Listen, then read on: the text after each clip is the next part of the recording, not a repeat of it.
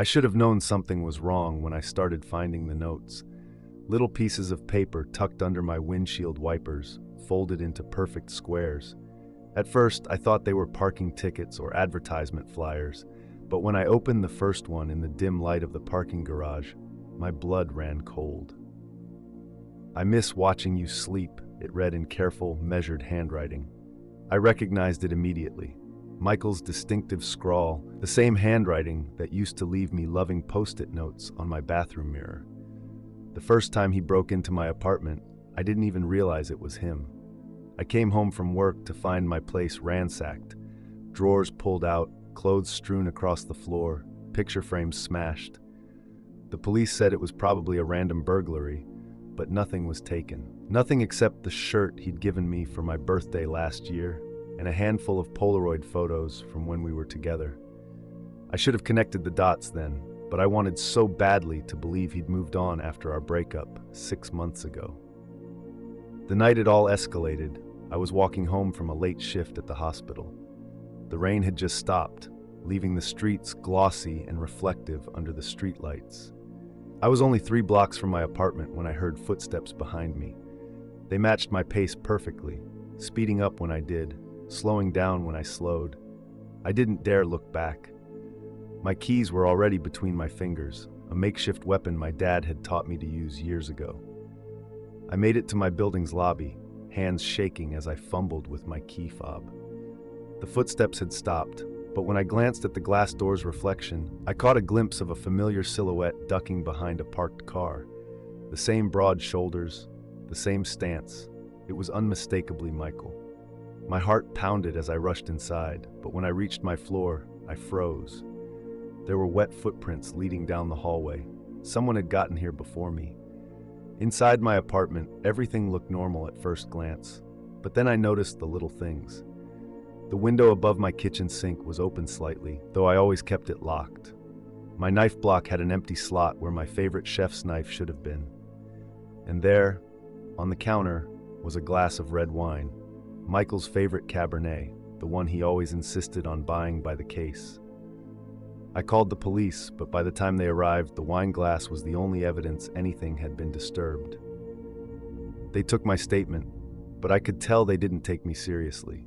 Just another woman being paranoid about her ex, their expressions seemed to say. That night, I took a shower to calm my nerves.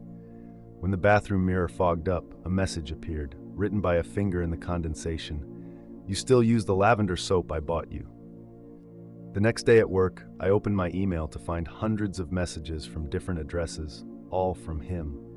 He'd created dozens of accounts, each message more desperate and angry than the last. "Why did you change your phone number? Who was that man you had coffee with? You wore the blue dress today, my favorite." He'd been watching me, documenting my every move. I forwarded everything to the police, but they said they needed more evidence to get a restraining order. That weekend, I stayed with my sister in her suburban house, thinking I'd be safer there. When we came back from grocery shopping, we found Polaroid photos scattered across her living room floor. Hundreds of them, all of me. Me walking to work, me getting coffee, me sleeping through my bedroom window. Some were from years ago when we were dating, happy moments he'd twisted into something sinister. Others were from just days ago. He'd arranged them in a timeline, connected with red string like some twisted detective board. The police finally started taking me seriously after my sister's break-in. They installed security cameras around my apartment and gave me an emergency beacon to wear. For a few weeks, things were quiet, too quiet. I watched the security footage obsessively, looking for any sign of him. The cameras showed nothing, but items in my apartment kept moving. A coffee mug would be in a different cabinet. My clothes would be subtly rearranged. He was still getting in somehow. It was my upstairs neighbor who finally figured it out. She'd been hearing strange noises in her walls, like someone crawling through the building's maintenance spaces. The building manager investigated and found the access panel to the crawl space had been tampered with. Inside, they found evidence someone had been living there. Food wrappers, water bottles, and a perfect view into my apartment through the air vents. He'd been watching me from inside my own walls. The police search of Michael's storage unit revealed the full extent of his obsession. He'd set up a surveillance command center, with monitors showing feeds from hidden cameras he'd planted throughout my apartment. They found notebooks filled with detailed descriptions of my daily routine, down to when I brushed my teeth and what I ate for breakfast. There were maps marking every place I frequently visited, with notes about security cameras and entry points. The evidence was overwhelming. The detective handling my case said it was one of the most elaborate stalking cases she'd ever seen. They found lock-picking tools, copies of my keys, and even a detailed blueprint of my apartment building's ventilation system. But the most chilling discovery was a calendar on his phone, marking a specific date, my birthday, with a single note, our reunion. Despite having enough evidence to arrest him, Michael seemed to have vanished. Weeks passed, and I tried to return to some semblance of normalcy. I threw myself into my work at the hospital, picking up extra night shifts in the emergency room. That's where he finally found me. I was checking on a patient in a quiet corner of the ward when I heard his voice behind me.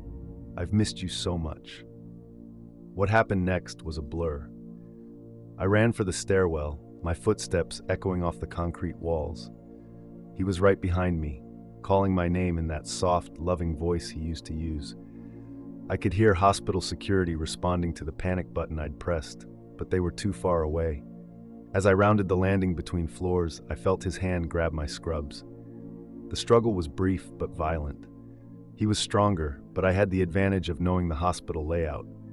I managed to break free and run into a supply room where I found myself cornered. As he approached, I saw the glint of a blade, my stolen kitchen knife.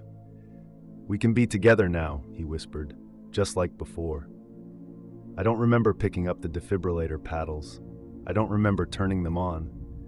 But I'll never forget the look of surprise on his face when I pressed them against his chest.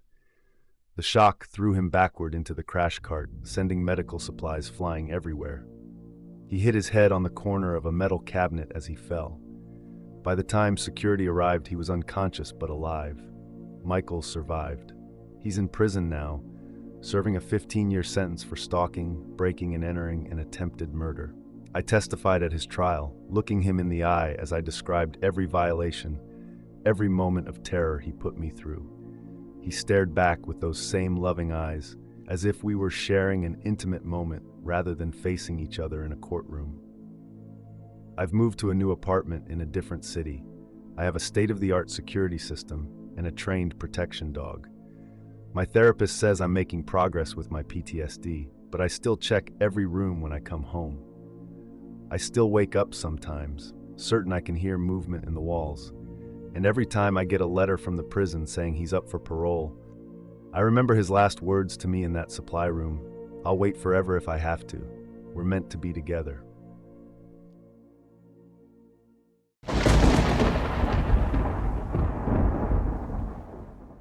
The cabin was supposed to be my fresh start.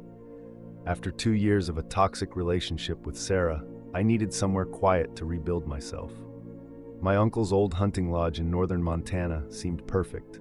No cell service, no internet, just me and miles of wilderness.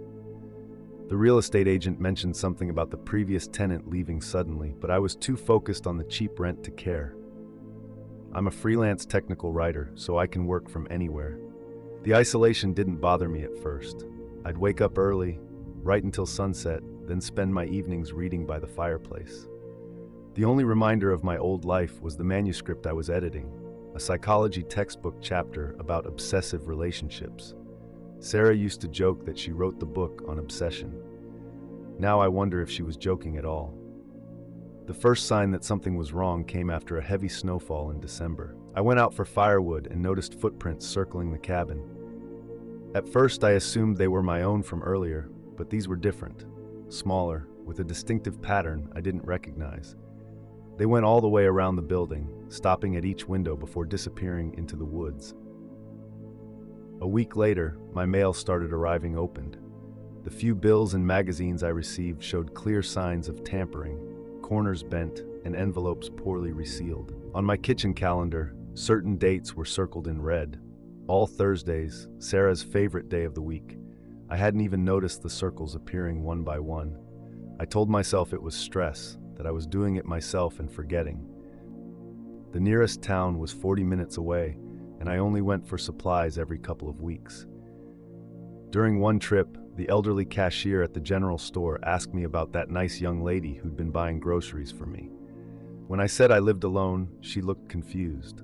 Apparently, a woman had been coming in regularly, buying the same items I usually got, claiming she was doing shopping for her boyfriend at the old Thompson cabin. I installed trail cameras around the property the next day. The footage showed nothing for the first few nights, but then I noticed the timestamps jumping. Hours of footage would be missing, always during the deepest part of night. Someone was finding the cameras and deleting sections of footage. Someone who knew how they worked. Someone like Sarah, who used to manage a hunting supply store. The intrusions became more obvious. I'd come home to find my bed made differently than I'd left it. Clothes in my closet would be rearranged by color, a habit Sarah was always trying to impose on me. Most disturbing was the faint scent of her perfume lingering in the air, that distinctive vanilla and jasmine blend she wore.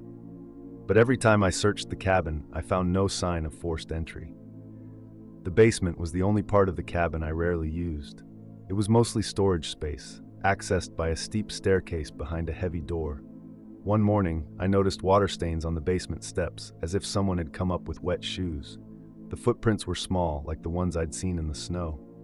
That's when I remembered the real estate agent mentioning something about an old root cellar with an exterior entrance. The root cellar entrance was partially hidden behind the woodpile. The old padlock was broken, the hasp hanging loose. Inside, I found evidence of recent habitation: a sleeping bag, some protein bar wrappers, and a phone charger plugged into an ancient outlet. On the wall hung a familiar piece of artwork, a watercolor painting Sarah had made of us during happier times. She'd been living under my feet for weeks. When I checked my laptop, I discovered dozens of drafted emails to my clients, none of them sent. She'd been logging into my computer while I slept, reading my work, making small corrections the way she used to when we lived together. There were also searches in my browser history for things like untraceable poisons and how to make someone love you again. I started noticing small changes in how my food and drinks tasted. My morning coffee had a slightly bitter undertone. The herbal tea she'd always tried to get me to drink kept appearing in my cupboard. I found unfamiliar powders mixed in with my cooking spices. When I looked up the labels later, I discovered they were exotic herbs known for their psychoactive properties. I turned the cabin into a fortress. New locks, motion sensors, cameras with cloud backup. I bought a police scanner and started keeping a gun by my bed. I tested all my food and drinks with chemical strips designed to detect tampering. But Sarah had always been patient. She was waiting for me to let my guard down, the way she'd waited outside my apartment for months after our breakup. The confrontation came during a blizzard. I was checking the perimeter before dark when I found fresh tracks leading into the woods. Against all horror movie logic, I followed them. They led to a clearing where Sarah had set up a campsite. Tents, supplies, maps of the property. She'd been planning something big. But the campsite was empty, and with horror, I realized why. She wasn't out here because she was inside. When I got back to the cabin, she was waiting in my chair by the fire. "You're early," she said, holding my gun. I was going to make it romantic. The room was decorated with candles and rose petals. A bottle of wine sat open on the table, likely drugged. Next to it was a notebook filled with her plans, how she'd gradually wear me down, make me dependent on her again, convince me we were meant to be together. The blizzard raged outside as we talked. She explained everything, how she'd followed me here, studied the property, planned every detail. She believed that if she could just make me understand how perfect we were together, I'd take her back. The gun was just to keep me from leaving before she could convince me. She didn't count on the carbon monoxide leak. The old furnace had been acting up for days. As we talked, the cabin filled with invisible fumes. I noticed the symptoms first: dizziness, headache, confusion. Sarah was too focused on her plan to realize something was wrong. By the time she collapsed, I was barely conscious myself. I crawled to the door, gasping for fresh air. The last thing I remember is her body slumped in the chair, the gun fallen from her limp hand. We both survived, thanks to a routine patrol by the local sheriff. Sarah was arrested and later committed to a psychiatric facility. The doctors said the herbs she'd been slipping into my food had been affecting her too.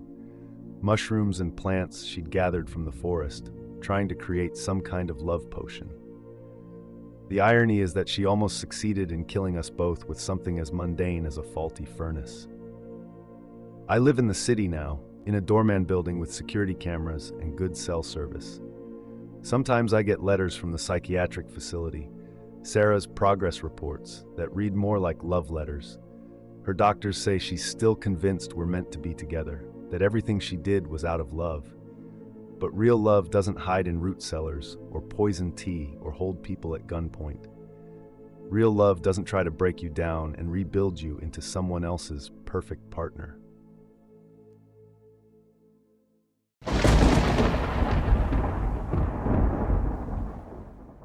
Working as a social media manager means I spend most of my life online. My days revolve around scheduling posts, tracking engagement metrics, and making sure our clients' brands stay relevant in the endless scroll of content. That's how I first noticed something was wrong with Danny's accounts. My ex wasn't just posting more than usual, he was posting things that didn't make sense. It started with small changes to his profiles. His LinkedIn suddenly listed jobs he'd never had. His Instagram showed photos of places he couldn't have visited, time-stamped pictures from Paris when I knew he was still in Seattle. Then came the Facebook posts, rambling late-night manifestos about corporate conspiracy theories and government surveillance. Danny had always been paranoid about privacy. He barely used social media when we were together. I shouldn't have cared. We'd broken up 8 months ago after I discovered he'd been lying about everything. His job, his background, even his real name. But something about these posts felt like a message meant for me. Hidden in the rambling texts were phrases we used to share, inside jokes only I would recognize. When I checked the metadata on his photos, they were all taken near my apartment. My company manages social media for several tech startups, which means I have access to some serious analytical tools. I started digging deeper into Danny's digital footprint. The IP addresses for his posts came from different locations around the city, but they all connected through the same VPN service. Someone was methodically building a false narrative of Danny's life, piece by piece. I became obsessed with tracking the changes. I created spreadsheets documenting every post, every location tag, every subtle reference. My apartment walls became covered with printouts and sticky notes, trying to make sense of it all. My coworkers noticed my distraction, but I couldn't explain that my ex-boyfriend's social media had been hijacked by someone trying to send me cryptic messages. The truth hit me during a late night at my favorite coffee shop. I was reviewing Danny's recent posts when I noticed something in a photo's reflection. My own laptop sticker, mirrored in a window behind him. The photo hadn't been taken by Danny or his hacker. It had been taken by someone watching me, right here in this cafe. I packed up and left immediately, but the damage was done. Over the next few days, Danny started posting more frequently. Photos of my morning coffee run, screenshots of emails I'd sent at work, even conversations I'd had over the phone, transcribed word for word. Each post was framed as part of his supposed descent into paranoid conspiracy theories, but the message was clear. I was being watched. I upgraded my home security system and installed cameras everywhere. I changed all my passwords and enabled two-factor authentication on everything. I even hired a private investigator, but they found nothing. Meanwhile, Danny kept posting. The content became darker, hinting at government mind control and surveillance programs. His followers ate it up, never realizing they were watching my life being documented in real time. The breakthrough came at work. I was reviewing our company's client access logs when I noticed unusual login patterns. Someone had been using old credentials to access our social media management platforms. The account belonged to Rachel, Danny's sister, my former coworker who'd quit shortly after our breakup. The same Rachel who'd sworn I'd regret exposing her brother's lies. Rachel had been a senior developer before she left. She had the skills to hack accounts, spoof locations, and monitor my digital life. But why go through such an elaborate scheme? The answer was in the code. Hidden in the platform's backend, I found a script designed to gradually destroy my professional reputation. Every client account I managed would start posting inappropriate content, timed to make it look like I'd had a mental breakdown. I should have gone to the police, but I had a better idea. I used my administrator access to trace Rachel's connections back to their source. She was good at hiding her tracks, but she'd made one mistake. She was using our company's old development servers to stage her attacks, servers that I now controlled. I could see everything she was planning. Rachel had written scripts to take control of Danny's entire digital life. His bank accounts, email, social media, everything would be transferred to her control. Then she'd use his accounts to destroy my career and frame me for corporate espionage. The plan was elaborate, but it had a fatal flaw. It depended on me not finding out until it was too late. I spent 3 days writing a countermeasure. Every time Rachel's program tried to execute a command, my code would redirect it back to her own accounts. Every malicious post, every fraudulent transaction, every piece of evidence she'd planted, it would all lead back to her instead of me. I added a final touch, a detailed log of her activities sent directly to our company's legal team. The police arrested Rachel at her apartment that night. They found everything: servers full of stolen data, detailed plans of her revenge scheme, and evidence of countless cyberstalking victims. She'd been doing this for years, destroying people's lives from behind a keyboard. Danny wasn't even her brother. He was another victim whose identity she'd stolen, another life she'd ruined for her own amusement. The company promoted me to head of cybersecurity after that. Rachel went to prison for cybercrimes and identity theft. The real Danny, whose name was actually David, finally got his life back. He'd spent years trying to convince people that someone had stolen his identity, but no one believed him until now. Sometimes we meet for coffee and talk about how surreal it all was, two victims of the same digital nightmare. I still work in social media, but differently now. I teach other companies how to protect themselves from people like Rachel. My apartment is a fortress of digital security, and I check every line of code I encounter for hidden threats. Some people think I'm paranoid, but they don't understand how vulnerable we all are. In a world where anyone can pretend to be anyone else, the scariest monsters aren't hiding under your bed. They're hiding behind your screen, watching, waiting, and wearing the faces of people you used to trust.